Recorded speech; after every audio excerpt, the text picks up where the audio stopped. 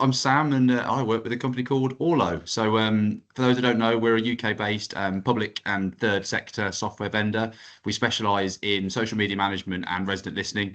So, my role as a consultant is to help housing providers sort of bridge the gap between engaging with residents and truly understanding them. So, I'm just looking forward to hearing some of the theory from Dominic today, and then how this is being delivered in practice from actually a couple of our clients, Aimee and Abby from 13 and Home Group. That's me. Thank you, and very much looking forward to our double act from Aimee and Abby. So, Aimee, do you want to say hello? Hi, yes, hi everybody. I'm Aimee. I am digital content manager at Home Group. So we are a housing association based in England and Scotland, and we have over 55,000 homes. So I look after our corporate website and our social media channels.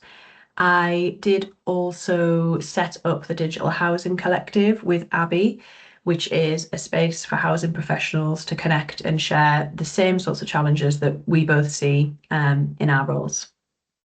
Excellent. And Abby, would you like to say hello? Yes, hi, I'm Abby. I'm the Digital Comms and Marketing Specialist for 13 Housing Group. We are based in the northeast of England as well, but mainly the Tees Valley. I'll give you a little bit more info on 13 a little bit later on. But yeah, I've been in kind of marketing and comms for over 9 years and housing for 5. And my speciality at the moment is digital communications. So I look after our website, social media, video content, and have a real kind of passion for storytelling and accessibility as well. And yeah, me and Aimee kind of come as a duo now because we have come together to kind of help other housing associations across the country with the same challenges that we're all facing in terms of communicating with our customers. Really looking forward to hear what you guys have to say later. We had a bit of a pre-meet and we could have gone on for a lot longer because there was so much good stuff that we're discussing. So let's get into it. For everyone who's joined, we will be taking questions at the end, so do drop them into the chat. I don't think the Q&A is live, but if the Q&A is there, ignore it. Any questions, just drop them into the chat. So I am going to kick off first and share a little bit about the world of behavioural science, neuroscience, and all those good things around behaviour change. So hopefully the magic has worked and I'm sharing my screen. So if I could just get a thumbs up from, yeah, okay, that's good. So the screen all works. So for those of you who don't know me, my name's Dominic Ridley-Moy and I run the Behaviour Change Network. And a few things about me. I always like to humanize myself because we all like stories and it's kind of hardwired into us since primeval times. So that human kind of connection is really important. So I've got 2 wonderful kids, big fan of coffee, indie music, Christmas, running, and was diagnosed with ADHD at the ripe old age of 46. So that's a little bit about me. And my work is all about driving positive behaviour change, helping you save money and delivering more measurable impact. So that's very much what my work is all about. I'm working with organisations, so I've got my background is in the public sector, so having worked in housing associations, local authorities, and now it's very much around joining up comms and service delivery underpinned by behavioural science in areas like damp and mould, building safety, fly tipping, rent arrears, access when residents don't let you in, retrofit, and lots more. So those are some of the things that I can help you with. Okay, but let's get into it. What drives trust? And thinking through what it is that you're doing in your organisations today, and what are some of the things you can do to build trust more over time. So I'm just going to talk a bit about the principles, and then Sam, Aimee, and Abby are going to bring it to life much more. So for me, many of the organisations I speak to, particularly ones that work in housing, have tried to build trust. And often that may not work as well as they'd like. So what I want to talk a bit about is how trust operates at a neurological level, just about how it's shaped around beliefs, around threats, and around safety. So how our brain deals with trust and what the kind of the thought processes are and how you can use that in your organisation.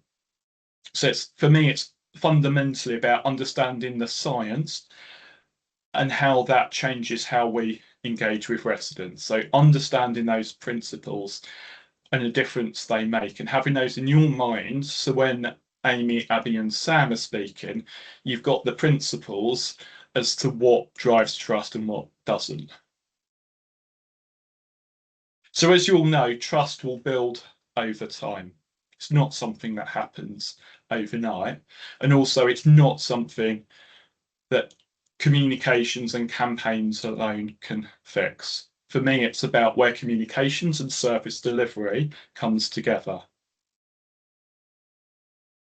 And it's often about having repeated experiences, say, repeated, reliable, respectful interactions over the time. And that's the key to building trust. So it doesn't happen overnight. It's a sustained number of things that happen. And on the flip side, if residents feel ignored, stigmatized, or unheard multiple times, it triggers a threat response in your brain. So it's a kind of chronic low-grade threat state. And that's worth having in mind when you're thinking about what we're talking about. And the brain is always looking for threats. And this is something that was wired into us from primeval times. So every missed repair, every unanswered complaint, every impersonal automated message can be processed as something that confirms that threat. So what do we do to build trust? What are some of the principles that can help? So psychological safety is important. And there's a number of things that you can do around psychological safety when you're thinking about developing that trust.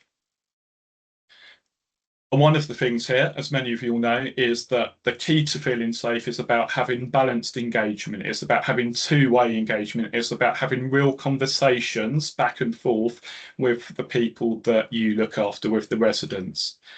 And the interesting thing here is that until residents feel safe raising concerns without fear or being dismissed, ignored, or worse, penalised, they won't necessarily engage or engage authentically. So it's about creating that psychological safety and not just going through the motions with your comms.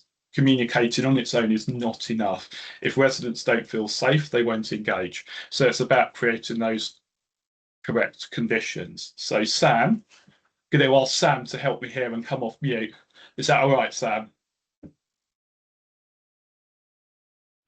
While Yes. Sam's coming off mute. So this is a principle that I've been talking about probably for 15 years or so, and I can't pronounce it, so I'm not even going to bother pronouncing it. So I'm going to ask Sam, who's very kindly agreed to hopefully pronounce it well. Here's your moment, Sam. Reciprocity. Oh, amazing, amazing. I'm not even going to try. Thank you very much. I'm not even going to try. I just can't. It's awful when I do. Someone's going to tell me in the chat that I've said it wrong anyway, but no, I think that's great. That's brilliant. Thank you. I appreciate you doing that. So this principle is all about if someone does something for us, we feel compelled to do something back. And if someone treats us badly, we inevitably respond in kind. And there's three kind of types that I would break it up into. So the direct type is if you report a repair and you fix it promptly, and the organisation communicates with you well, you're now much more likely to engage positively next time, report issues, etc., etc. The negative type is if you report a repair, then it's ignored. There's a tendency to withdraw, disengage, stop reporting things and become potentially adversarial over time. So it's a bit of a tit for tat. And then there's the indirect type where you see your neighbour treated well by your landlord. And even without your own positive experience, your trust is a bit knocked in some ways. So reputation and how you're dealt with matters. So thinking those things through is important about whether people trust you or not trust you. And with this one, Aimee and Abby are going to talk about this much more in detail, and it's something I talk about a lot. So we listen to those we know, we like, and we trust. And the behavioural science reason for that, and the thing that's interesting is that information from a trust source is processed differently and perceived differently from information that comes from, say, a remote or unaccountable institution. So we do different things with that information. So you can do the most amazing communications that's technically accurate, it's got great design, all those kinds of things. But if it's not received as coming through a trusted source, people can immediately switch off. So I'll let the other speakers speak about that in much more detail later and bring it to life. So I'm going to stop in a second, but if any of the issues that I've talked about that I mentioned earlier, so things like damp and mold, rent arrears, cost of living, all those kinds of things, that's something that you need help with, do book a pre-planning call with me and I can go through that in much more detail and show you the steps to take, and I'll drop the link in a second.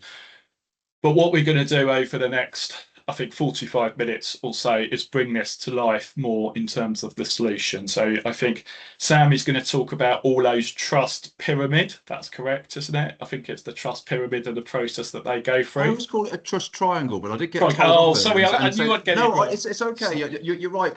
You know, Gemma and our marketing team did tell me off for calling it a triangle earlier, and she wants to be called a pyramid. So I'll do my best, Gemma. Okay. I know she's watching this, so... Well, it's a triangle-shaped pyramid, but I'm sure I'm looking forward to hearing all about it. And then Aimee and Abby are going to bring it to life, which I'm really, really looking forward to as well. So I am going to stop talking now, and I'm going to hand over to Sam. Any questions as we go along, do drop them in the chat. Over to you, Sam. Thanks, Dominic. Right, let me do the thing when I mess around trying to find the right tab. I will give you a nod and let you know when I can see your screen. Any good? Okay, excellent. We can see your screen. Off you go, Sam. This is good. Okay, thanks very much, Dominic. Really appreciate it. So I'm just going to kick off by talking about what we trust is really. So trust for us is the glue that, well, not for us, for everyone, it's the glue that helps bring people in institutions together. In essence, it's the foundation of a strong and resilient community. There'll be tons of people watching this webinar that have trust embedded into their corporate or comm strategy, but wherever it is, we could all agree that building trust is really hard and it's shattered extremely quickly. So I'm going to talk about how we're working with public organisations to build trust, and that does include social landlords, and why it's a big challenge and how it relates to your sector specifically. So to kick things off, whenever I'm talking to providers, we discuss all the strategies they deploy, what's working, what isn't. But before we get into all of that, it's really important to define exactly what trust is. So to do that, we actually went to one of the leading voices on trust, which is Harvard Business School. And they describe trust as having three key pillars. Those are, well, first one being authenticity. So are you being just a robot or are you being your genuine self? It's really, really important to be as transparent as possible. Difficult conversations are exactly that. They're difficult. No one likes delivering bad news, but hiding from it looks disingenuous. So where possible, get it out there. Don't let it be discovered. The next part of the trust triangle or pyramid, whichever, triangular shaped object, is empathy. So do you show that you care? And more importantly, do your residents believe that you care? So this boils down to what we think continuous listening. So listen, understand, act, and then check the changes that you make really do resonate with your residents. It's about caring about the results and not just ticking the box. The last bit of the trust triangle or pyramid is logic. So this is about the residents turning around and saying, we hear you and we believe that you're capable.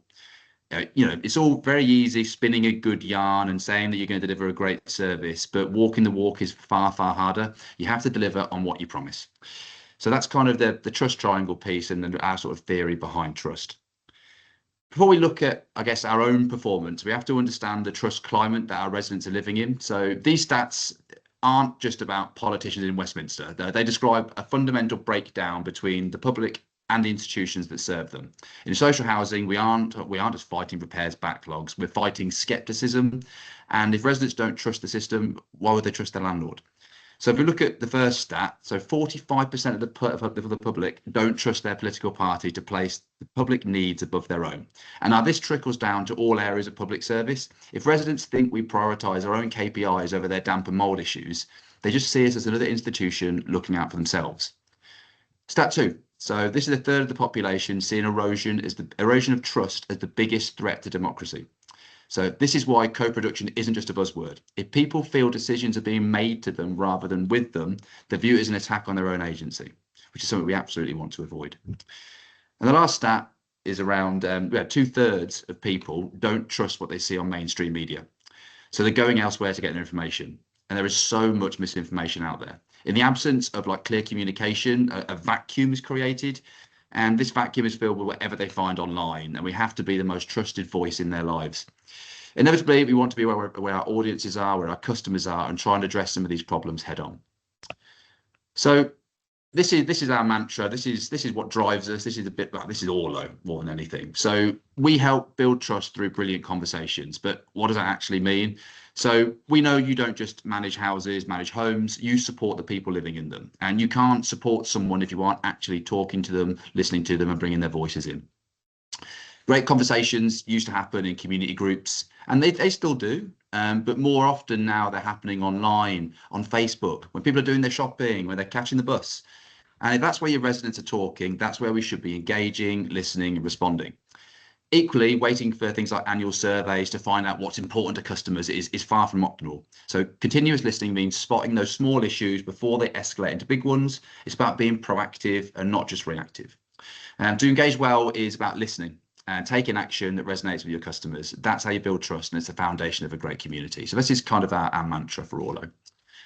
So I talk to lots and lots of landlords, providers in the space, and I can honestly say it's tough out there. It's not easy being a landlord. There's a backdrop of rising costs, rent caps, old stock, scarce staff and skill shortages, all sorts of stuff. But if we look at the top 3 challenges that are faced day to day, I think it's sort of summarised on the screen here, but I'll cover what I mean by that. So the first one being consumer standards. There's a hell of a lot of scrutiny, higher quality and safety obligations, and also tenant empowerment. I mean, tenants are now given extremely clear routes to complain. So landlords must have better communication systems to show they're listening to tenant voices and making sure they're bringing them into the centre of the organisation. Equally, the regulator's got a lot more power these days. You know, with things like Arab's Law, you have got unplanned inspections, and you have fines as a result of that as well. So you've got to prepare for this detailed scrutiny of records and really show that you're delivering against them and showing compliance. The next bit is accessibility, and it's interesting to hear that this is a big part of what Abby's talking about as well, but it's something that I speak to a lot of people about. So we often hear the words silent majority, invisible tenant, hard to reach customers, but in my view, and I think a lot of people's view, it's not that they're hard to reach, it's often that the landlord is difficult to access or hard to access. So reviewing how you're both engaging and listening to tenants is key to making sure you're as easy to talk to as possible. And the last one is about tenant engagement. Ultimately, all points to tenant engagement, and it's about creating those meaningful, trust-led connections with your community. Give tenants that structured way to share their opinions and evidence that you're using their feedback to shape services. So just want to talk a bit about where I see traditional engagement falling short, and I've pulled out 4 key things on the screen today. But the first one is around social. So we often see organisations treating social as a broadcast tool. So many providers still turn their comments off. In the moment, that may have been seen as the best option, but ultimately this is burying your head in the sand, as any feedback or comment should be viewed as an opportunity to learn and improve. The next bit is a focus on sentiment. Now, don't get me wrong, sentiment's great. It's important. It's a step change. It's great to have this barometer, but it doesn't tell you exactly how someone truly feels. What we want to do is try and get to emotion. Emotion is one of the lead indicators of future behaviour, and we want to make sure that we're having that under our belts, as it gives us a big indicator of trust going forward. Next bit is about insight, and there's lots of it across organisations, but it's often hard to evidence. So, and this isn't just a challenge that's felt across housing, it's felt across many different organisations, particularly in the public sector. Teams are out there sort of running surveys, collecting data for things like inspections, and they're trying to integrate complaints data and all sorts of things, but it's all over the place.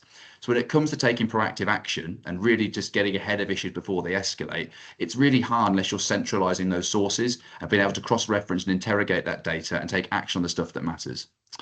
And the last one is around engagement reflecting the same voices.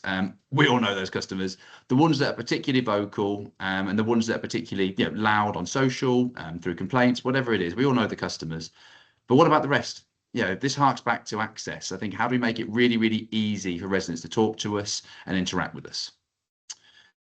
So this is a very familiar and perhaps simplistic model, but I think it's a good one. So I talk a lot about continuous listening as it provides clear insight into what's most important to your residents and gives you those early indicators into what you need to take action on and ultimately proactive action. So listening wide, really, really important, whether that's social, direct surveying, media monitoring, social monitoring, bringing other data in, whatever it is, but listening wide is really, really important. Understanding quickly. So people, back in the day, you had lots of analysts looking at data, trying to unpack what it's telling you, and still to this day, customers are doing that. But it's about trying to let technology take away some of the heavy lifting these days, unpack the data quickly and signpost you to what's most important so you can take action on that. And the last bit is around act, so action itself. So, but this is on you as an organisation, but the success of the action you take is the lag measure of good listening and understanding well. If we do a good job of all this, we're going to keep tenants safe, happy and heard. But from a business point of view, there are a few things. I mean, there's more than this, but just top level, I think these are some key things that it would do. So the first thing is increasing CSAT. So customer satisfaction is the operational day-to-day checkpoint of how customers perceive your service. If CSAT's going up, then it's very likely that your TSM results will follow that in due course. It's about widening participation. If people trust you, people want to talk to you, we make it really, really easy for them to interact. You're going to bring more voice into the organisation and you open the door for more people and more opinions coming in for you to shape service based on what's important to them. And the last bit I'll talk about is fixing the future. So this is about identifying problems before they impact residents. So spot those pinch points early, take those actions to remedy, avoid a difficult conversation in future. So Albert's Law is a great use case for utilising multiple sources of data to spot those problems and then take action before things escalate. And I have a phrase at the bottom, you said we felt. This isn't my phrase, I stole it from a lovely chap called Richard Wilkinson, who I did a webinar with, I don't know, probably about 6 months ago now. And we've all heard the phrase, you said we did, and I think that gets used a lot, and nothing wrong with that, but I see that as a bit of a potentially tick box exercise from the landlord themselves. It's saying that you said something, we did something, look at us, look how great we are. But actually, it should be from the residents. It's the residents saying, you said that you were going to do something for us, and we actually felt the difference that mattered. You made the changes that are important to us, and we felt it. And I thought that was a much better way to view this stuff, as ultimately it's all about resident experience, how they feel, and and ultimately, if they're feeling good about it, you're doing the right things for them, trust is going to increase. So that's all I wanted to talk about today. I'm going to leave you with this little slide. So I ran a roundtable with Inside Housing about 3 months ago, I think it was, all around practical strategies for building trust and improving outcomes for residents. Has some really influential voices from the sector in there. And if you want to learn more about that conversation, scan the QR code and have a listen, have a read. And if you want to talk to me, feel free to get in touch. But thank you very much. And I think I'm handing over to Aimee and Aimee now. Yes, so I will just leave that up for a second, Sam, just so that people have a chance to download that if they want to. And I'll just say quickly, I think that's really useful. And I think for me, it's the kind of the stuff that you guys do.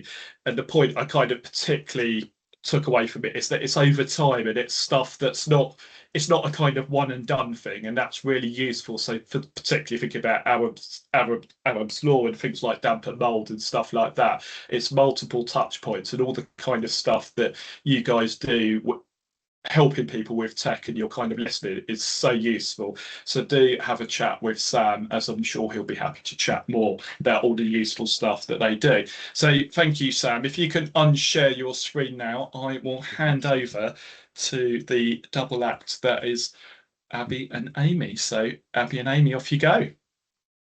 Thank you so much. Can you guys all see that and can you hear me? Yep, that's all good. Amazing. Thank you so much. And thank you, Sam. That was super interesting. And I think Aimee and I are going to be able to definitely, as you said, bring some of that to life with our examples. So we're going to chat to you about building trust with our residents and our experiences of that. A few takeaways for you that we'll be talking to you about. We are going to explore how trust is built through behaviour as well as communication, share strategies that drive engagement, learn how listening and feedback shape better digital communication, and discover how a consistent, human and empathetic approach to communication helps to build trust. hang on, sorry. Next one. There we go. That one's you, Abby. Thanks, Aimee. Sorry. Yeah, so most of you will be aware of some of the challenges and the scene that we operate in housing, and Sam's touched on a few things, but just thought we'd just set the scene a little bit with you guys, and basically just explore that one of the biggest challenges for us is that we don't have a single typical customer. So we're working with people who have very different needs and life experiences.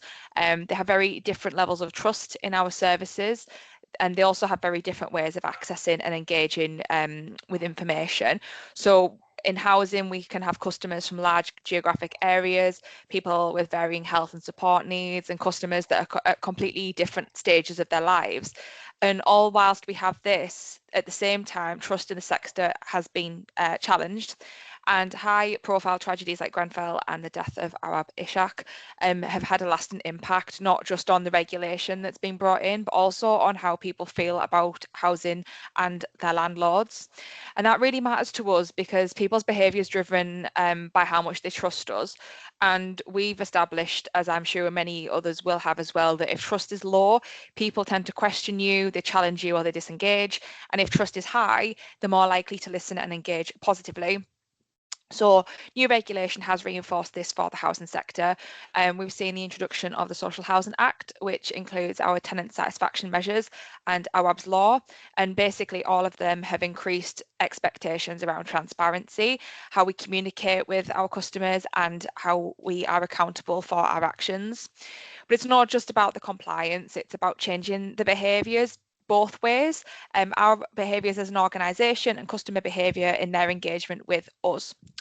And quite often, kind of across the sector, our online engagement is really negative, often through frustration and mistrust. So both myself and Aimee will be talking about how we can share something really positive on our social media or on our website, and we will get comments and feedback about outstanding repairs, complaints, customers holding us to account about things that don't relate to what we've posted. And this is something that we've had to embrace in the sector and realise it's where our customers are, and it's a method of communication that they prefer, how they engage with us. So instead of avoiding it, we've learned to show up and respond to start building that trust back. And then finally, we've also learned that we just can't tell customers information or tell them how to behave or how to live their lives in their homes. We can't change behaviours just by instructing them. We need to also create a space that starts conversations, respond in ways to customers that builds confidence, and then create experiences that make people more likely to engage positively. So I'll hand you back to Aimee. She's going to take you through a bit of a case study with Home Group. Thank you so much. Yes, so a bit of an example based on what Abby's just taken you through. So what you think might work might not. So I've got two examples of some content here. So on the left, this is from April 2019. I do appreciate this is quite small, but generally I'll just give you an example of what is in each of these. So the left one, this was what we thought would resonate really well with customers. We thought it was a nice customer story.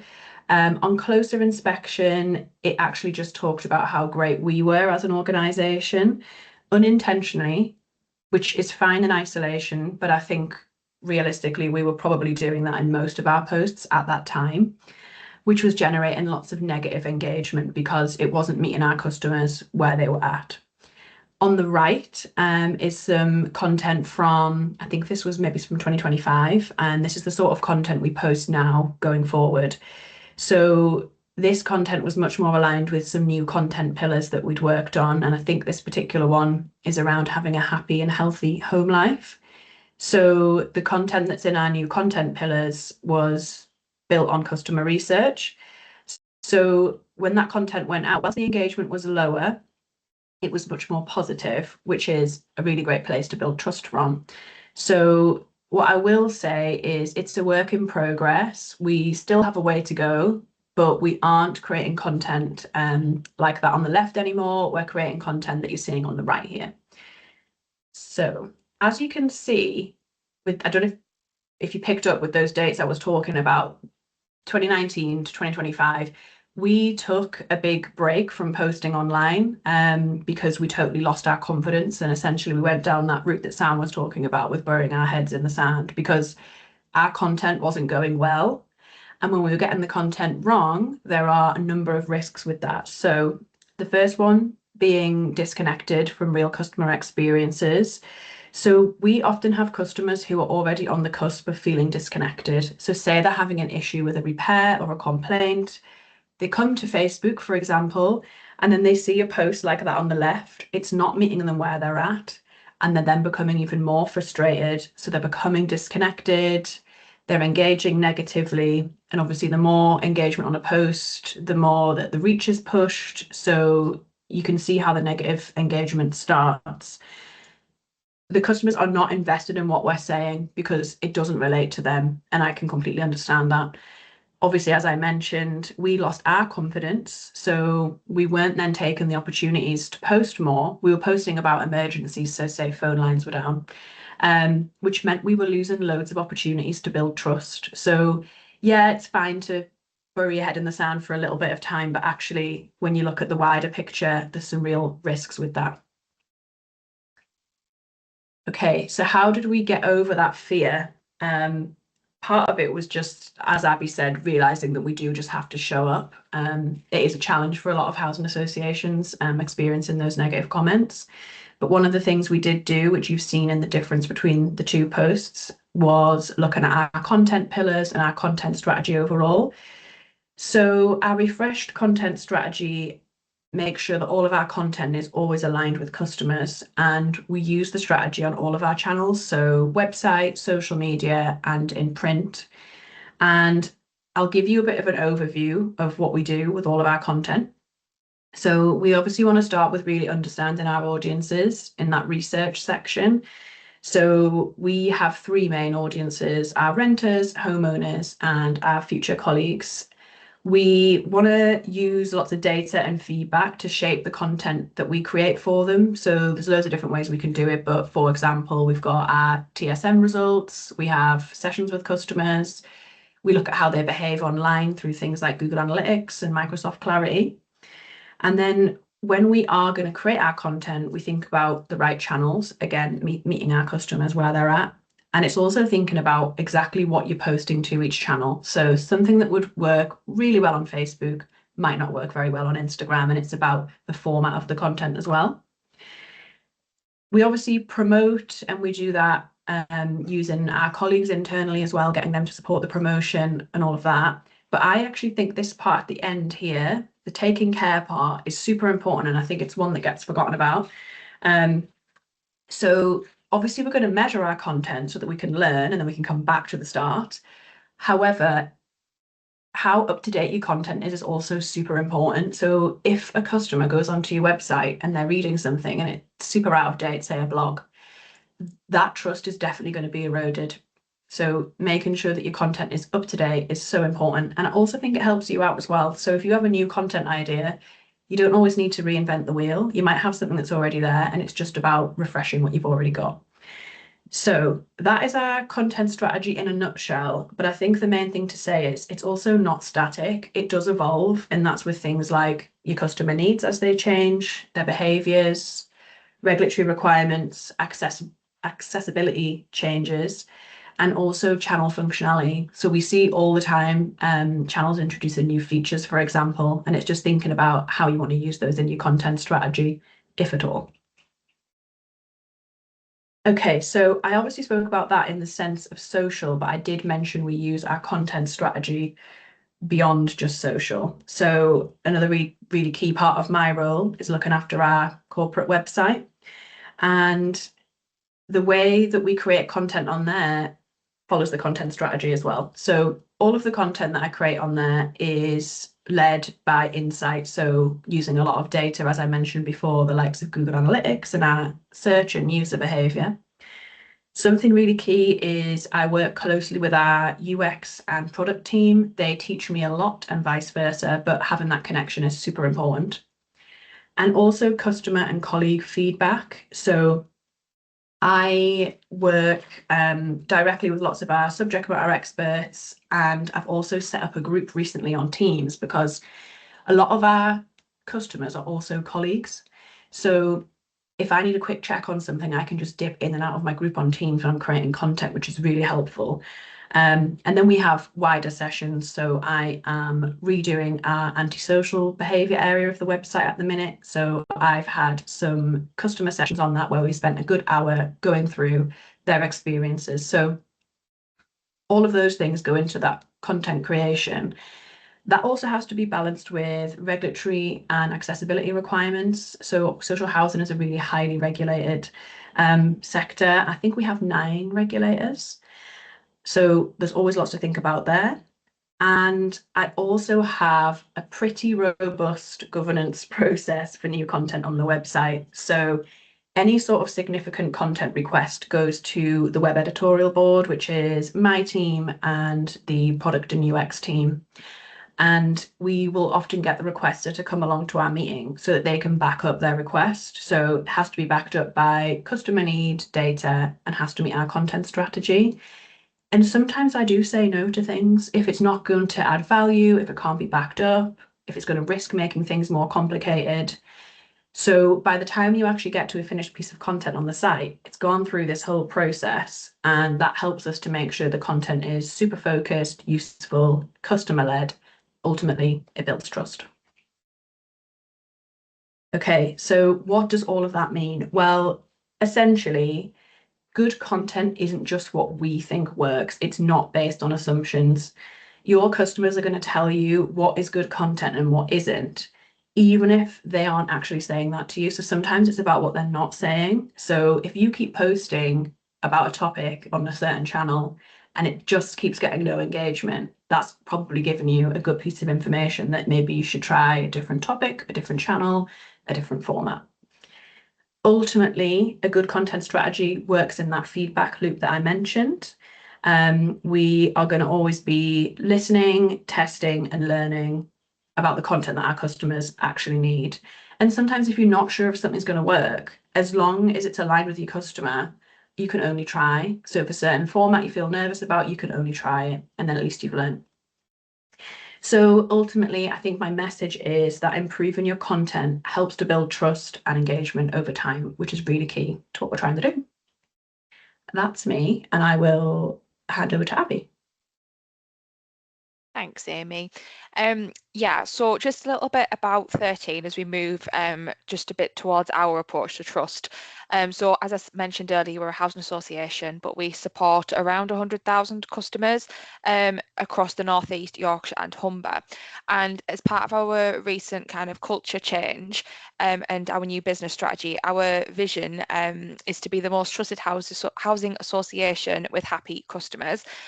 And it's really interesting because measuring trust is difficult, but we've adapted our approach in how we communicate with customers, particularly online. So I'm going to share some of our strategies that are working well and how they've encouraged some behaviour change.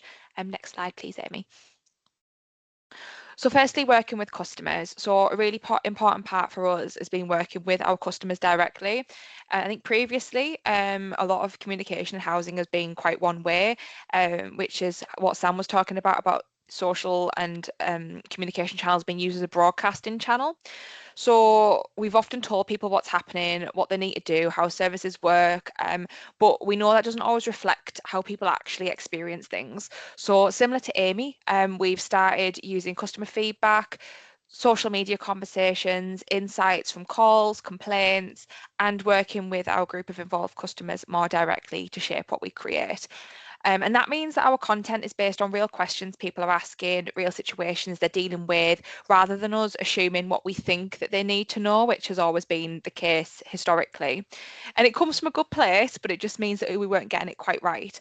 So one of the projects that we've brought the involved customers in on was the development of our new website. So our involved customers worked with the web developers to influence the homepage, the structure, how they wanted to find information that was important to them. And their feedback was really invaluable, and we've refined our customer journeys off the back of that. And from them being involved in the process and taking part in user testing, we've also changed their behaviours and attitudes towards the website, because ours was quite old and they lost a lot of trust in that because they couldn't find the information that they needed. So we've now had customers feedback to us that they'd never used the website previously to contact us, but now they would. And one of them was a gentleman who's an involved customer in his 80s, and he'd never opened a web page in his life. But by getting him involved and bringing him on that journey, he now said he's a lot happier to try and use that as a platform to contact us, which is really great. And that's where the impact really comes in. So we've found that when customers can actually see their experiences and concerns translated into solutions that we're actually providing them by giving them the opportunity to speak to us, or they can also see that messages we're sharing have been changed to better suit them, they're more likely to trust and engage with us. Next slide, Aimee. So another key learning from the last couple of years for us is that transparency builds credibility, and we've learned the value of being open even when it's uncomfortable. And again, similar to what Sam was talking about, there's a lot of mistrust out there, and a lot of mistrust of housing particularly. And there are clear moments in time where that mistrust becomes really visible. And for us, this came about last year, so not long after the riots around immigration that were kind of up and down the country had happened. A post was shared on Facebook by a member of the public with a picture of a bus outside of one of our new build developments. And they'd stated that it was a bus of illegal immigrants that were moving into a new build development, and that customers were not able to get a new home because of it. So the post went pretty viral. It was shared widely. There was lots of comments, multiple variations of the post appeared. And rather than remaining silent, we decided to respond indirectly by posting publicly and clearly kind of explaining what the visit was for, because the bus was actually a visit to site from our board members. So we very transparently kind of explained what the visit was and challenged the misinformation directly. And then we found that even on that post, we got a lot of kind of racist comments and a lot of hatred around lettings, but we didn't ignore them or delete them unless it kind of hit the profanity filters and it was removed automatically. We let that kind of be really transparent and clear, but due to the volume of them comments, when we responded when we could around lettings, but due to the volume of that, we actually understood that we needed to be transparent on our stance. So we made it clear with a separate kind of post that it was a clear public message that we had zero tolerance positions on racism and harassment, and we did that publicly and internally to colleagues as well, and we implemented consistent organisation-wide messaging as well to challenge myths about immigration and social housing. So we took steps to improve the information on our website around how our lettings policy works, why it's in place, and how to apply for a home. And we found that this approach really improved our credibility as a business, and in some cases it actually turned some of our critics into advocates.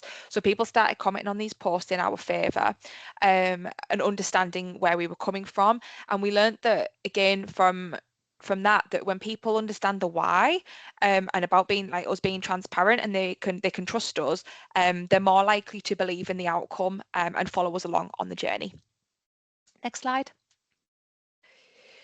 So again, another thing that we've changed is our tone, and tone really matters. It's doesn't just affect how a message reads, it shapes whether it's trusted in the first place, and it really impacts how people feel. Historically, quite a lot of our social responses and emails were quite generic and scripted. We'd often copy and paste the same line on social or into emails to either get people offline into direct messages quickly or pass them on to another team, and they didn't really feel human. And I think customers had fed back and told us that they felt they had to repeat themselves to different colleagues, or they felt we wouldn't do anything about their issue because the response was repetitive. They'd publicly see the same reply going to many different people, so they just felt like they weren't really being valued. So similar to what Aimee was talking about, when something feels really corporate or impersonal, it can really create distance, reinforce frustration, and in some cases make people trust us less. So we've made a conscious shift away from that, and we've moved towards responses that are clear, transparent, more personal and empathetic, and they reflect the actual concerns customers are raising and set clear expectations of what we will do. So of course, if something is personal or we do need more details such as an address or photo evidence, we do still have to ask customers to contact us in an offline manner, but we still just don't paste the same message anymore. We personalize it as if we're an individual, which we are speaking to another human being, not that they're speaking to a computer or the business as a whole.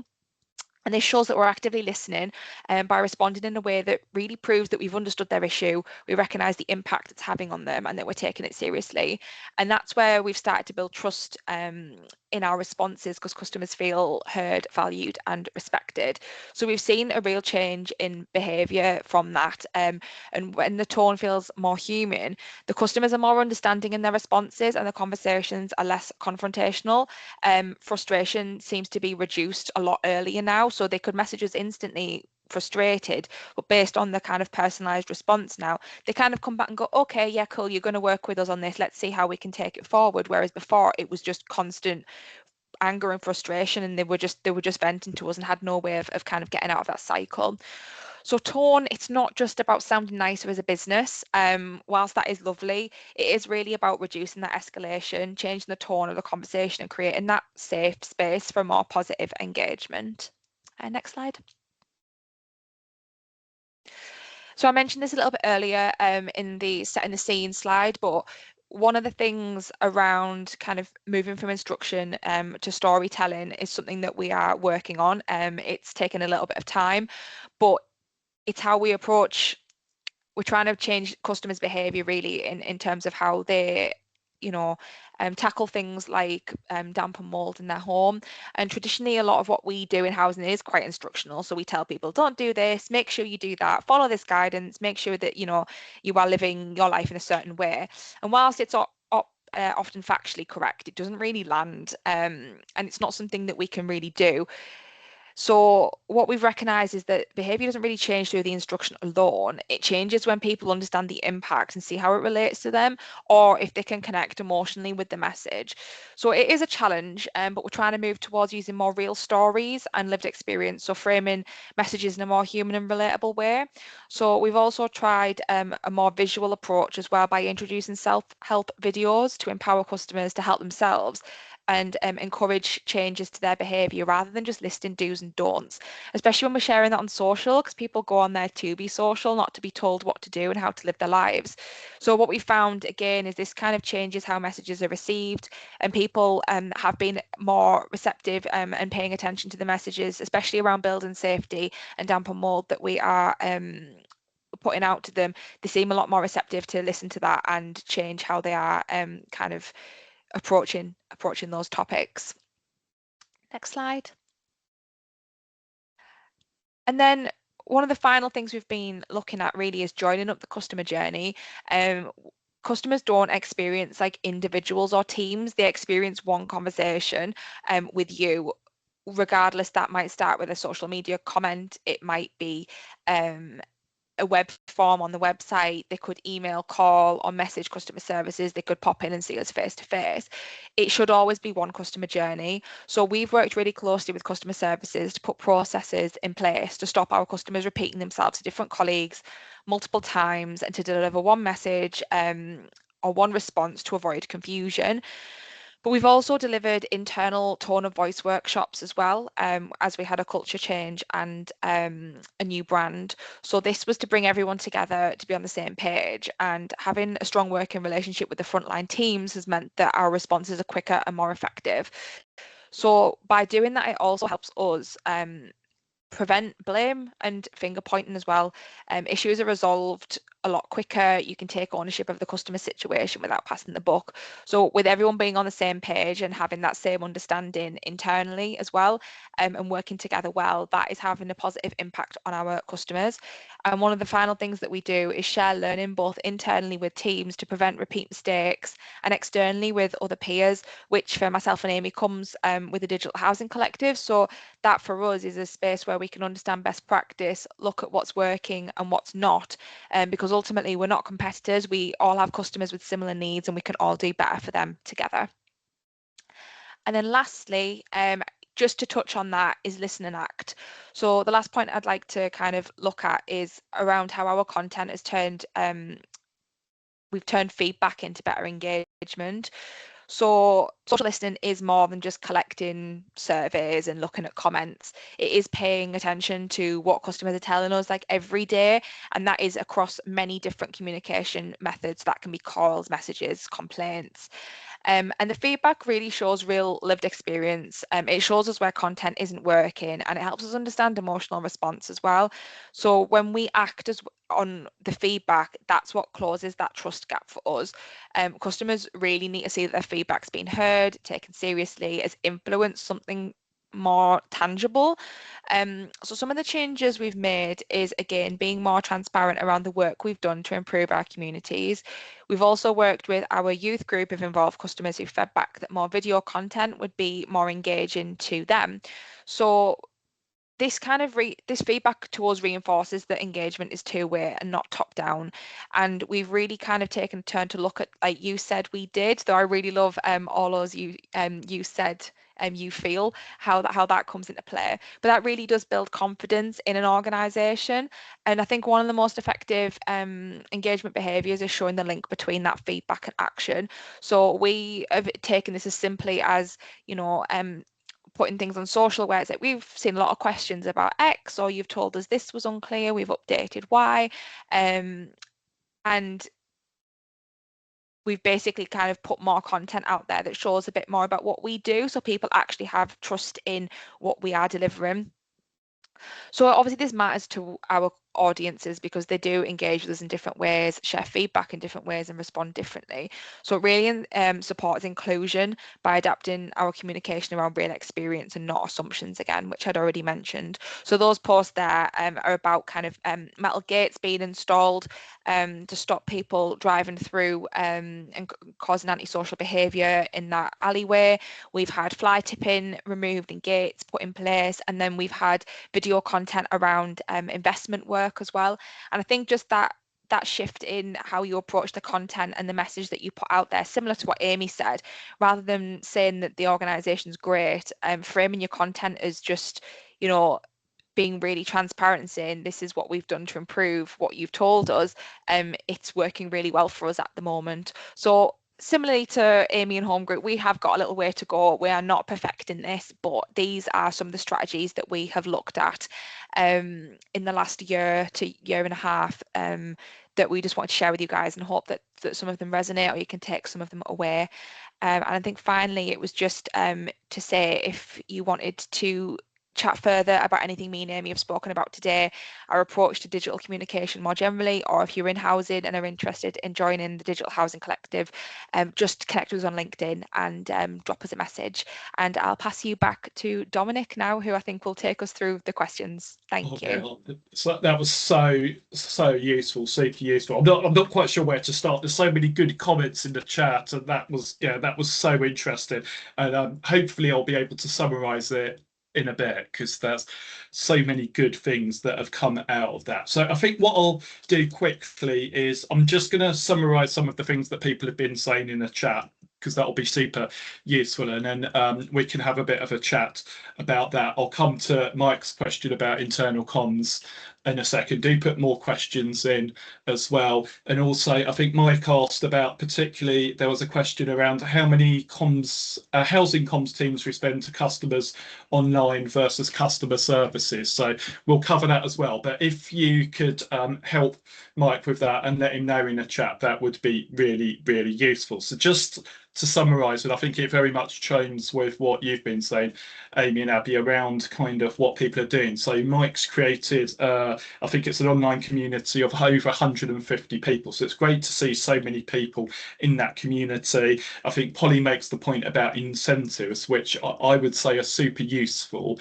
that incentivising residents is a really good way if they come into focus groups and stuff like that. I always say, if you can give them a voucher just to say thank you for their time, that's amazing. Obviously not organisations have the money to do that. I think Mike's point about influencing change was really important too. Els has set up a WhatsApp group, and WhatsApp groups are really useful, and also creating those WhatsApp groups where you've got specific people in areas and getting the right messengers to do that on their behalf is super useful. So thank you for all of that. And I think a number of people are sharing stuff with each other. So do feel free to share your emails if you want to connect with each other. And I think James said something as well, which I resisted the temptation to look at. So I'm going to come to Mike's question in a second about internal comms. Sam, was there anything that you've seen in the kind of Q&A or anything that's come up that you wanted to pick up on at all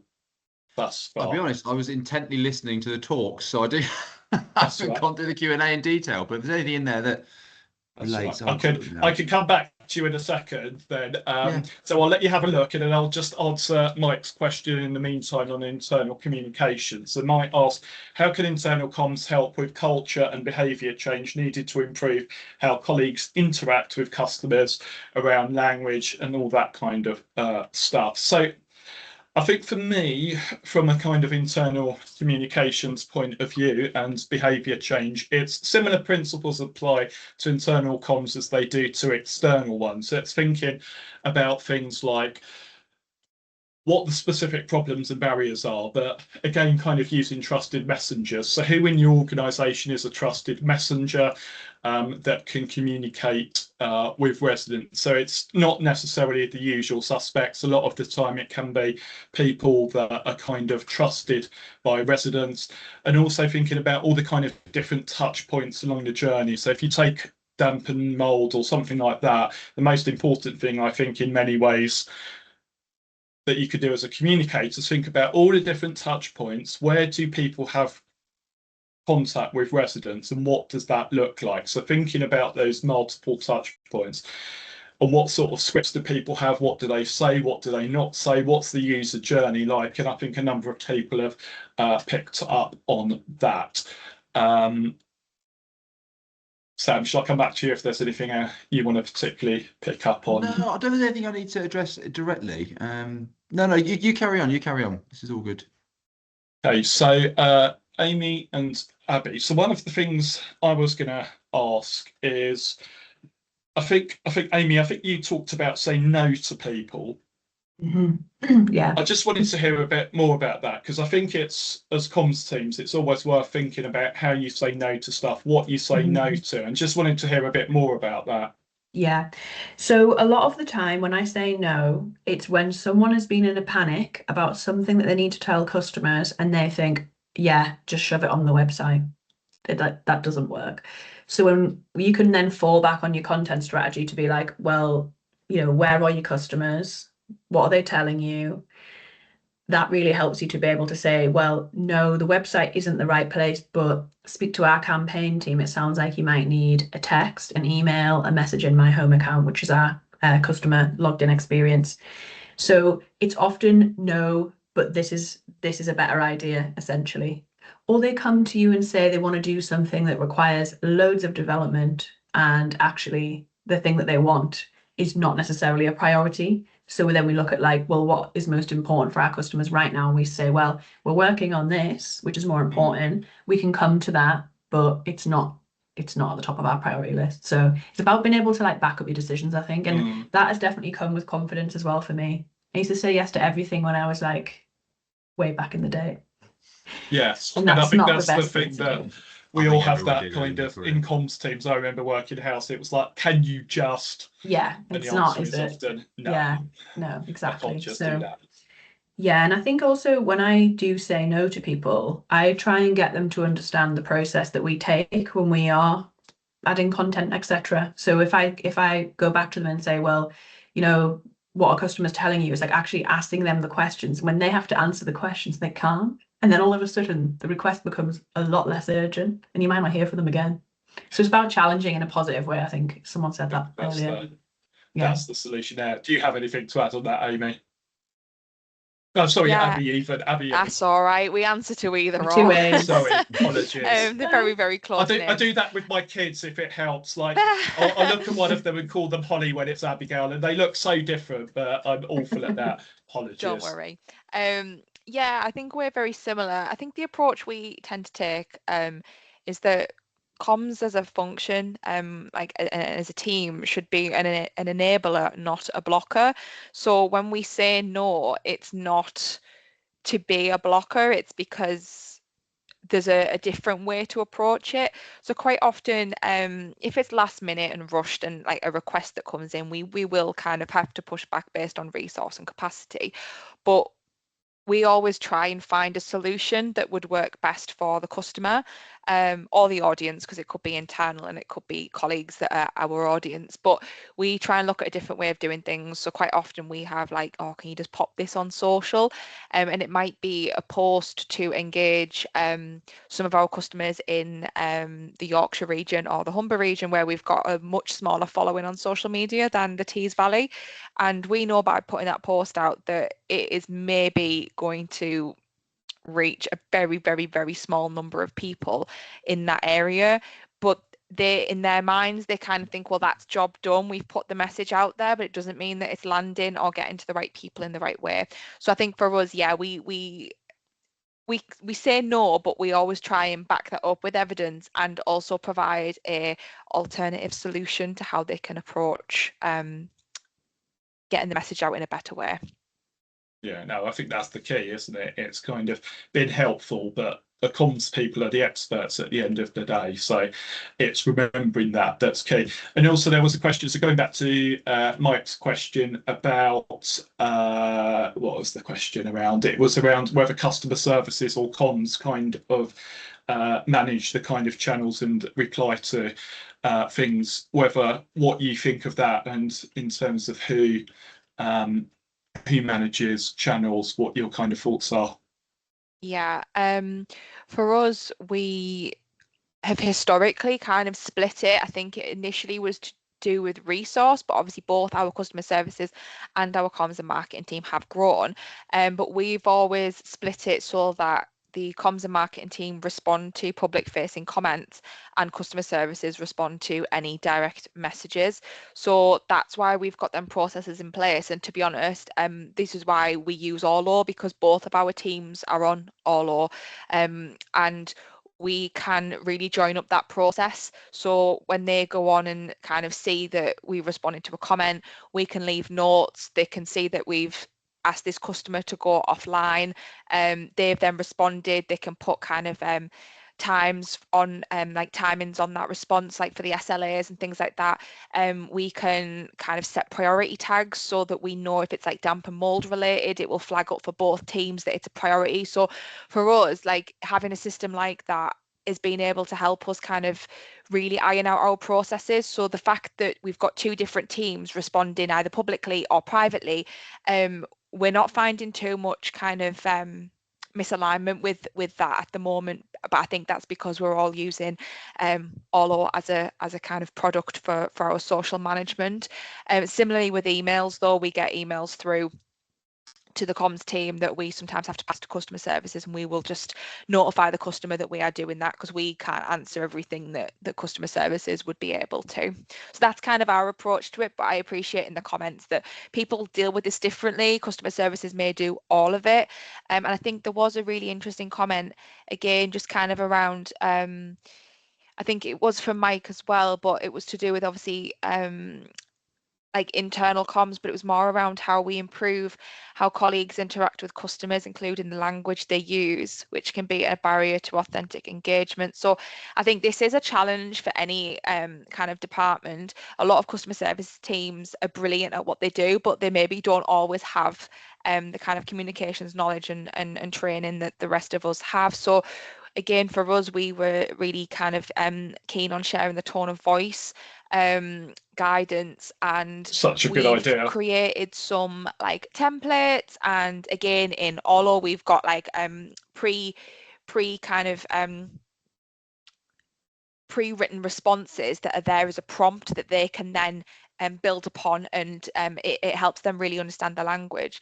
But it was really interesting. A little while ago, we had a director who has left us now and gone on to bigger and better things. Had brought in something that was in the business when I started, and it was basically, would you talk to your mum and your gran like that?